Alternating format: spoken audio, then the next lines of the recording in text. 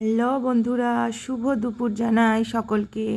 এই দেখো, এখানে আমাদের বাড়িতে ছোট্ট করে একেবারে বাড়ির মতো করে আয়োজন করা হয়েছে ঠাকুর মানে সরস্বতী মায়ের পুজোর। তো এখানে তোমাদের দাদাভাই পুজো করছে, আমি সমস্ত কিছু জোগাড়জাতি করে দিয়েছিলাম আর দাদাভাই পুজো করছে। আর এই যে মানু, দেখো মানুকে নিয়ে দাঁড় করিয়েছিলাম, দাঁড় করে রেখেছি। তো ওকে কী দেবো, তোকে একটা ঘন্টা দিয়ে দিয়েছি, ও ঘন্টাটাই বাজাচ্ছে কীরকম টুং টুং করে। এই যে প্রথমে নিচে ছিল, ওকে সিঁড়িতে তুলে নিয়ে এসেছি, আমাদের সিঁড়ির উপরে ঠাকুরটা রয়েছে। তো দেখো এই যে এই ঠাকুরের আমার সরস্বতী মায়ের আমার একটা ইতিহাস আছে। এই ঠাকুরটা কেনা হয়েছিল আগের বছর, তখন সোনামা আমার পেটে ছিল।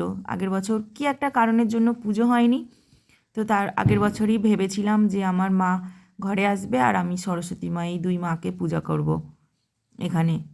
তো দেখো সেই জন্য এখানে পুজো করা হয়েছে এখানে। আর আমাদের সিংহাসনটা এখনও রং করা হয়নি, রং করা হবে এই গ্রীষ্মকালটা পড়লে, তখন রং করা হবে। এই যে সামান্য কিছু আয়োজন করেছি। আর এই যে সরস্বতী মা এখানে একটু দূর থেকেই ছবিটা করেছি, কারণ এখানে আমার সোনামা দাঁড়িয়েছিল, পাশে ধুনো জ্বলছিল, প্রদীপ জ্বলছিল, সমস্ত কিছু থাকার কারণেই খুব একটা কাছে গিয়ে ছবি তুলতে পারিনি। তো এই যে ওর হাতে ঘন্টা, ও বাজাচ্ছিল, টুং টুং করে বাজাচ্ছিল, শুনতেও ভালো লাগছিল আর ও সেইটা নিয়ে ব্যস্তও ছিল, আমাদেরকে খুব একটা কিছু বিরক্ত করেনি। এই যে সকাল সকালই পুজো করে ফেলেছিলাম। আর এই যে এখানে সোনামায়ের একটু ছবিও তুলে নিয়েছি, বলি মা তাকাও, এই যে ছবি তুলে নিয়েছি।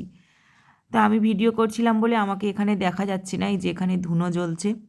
আর এই যে তোমাদের দাদা ভাই পুজো করেছে, আর নিচে আমাদের মনসা ঠাকুর আছে, সেই মনসা ঠাকুরকে দিতে যাচ্ছে, সেই জন্য। আর এই যে এখানে একটু আমি ছবিটা করতে পেরেছি, এই যে দেখো, এই যে তখন সবে স্নান টান করেছি, পোশাক টোশাক খুব একটা বেশি পরা টরা হয়নি।